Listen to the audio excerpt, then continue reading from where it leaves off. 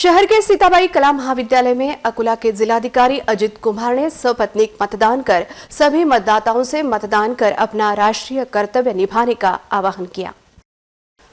अकोला जिलाधिकारी अजित कुमार ने सपत्नीक आज सुबह शहर के सीताबाई कला महाविद्यालय मतदान केंद्र पर पहुंचकर मतदान किया।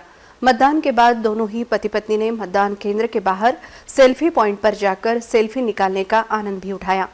इस अवसर पर उन्होंने जिले के सभी मतदाताओं से मतदान कर अपना राष्ट्रीय कर्तव्य निभाने का आह्वान किया। प्रशासन की ओर से इस बार 75% मतदान का लक्ष्य रखा गया है, ऐसी जानकारी उन्होंने इस अवसर पर दी।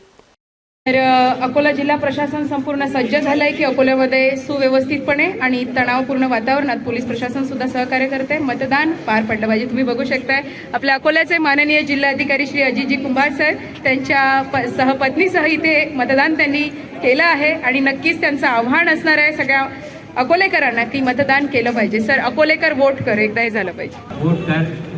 आपण जसं नियोजन केलेलं आहे तसं 100% अकोलेकरांनी बाहेर पडून मतदान करावं आणि निसर्गाची सुद्धा आपल्याला अगदी चांगली साथ आहे। आपण बघतोय की तापमान खूप कमी झालेलं आहे, त्यामुळे सगळ्यांनी बाहेर पडून 100% मतदान करावं।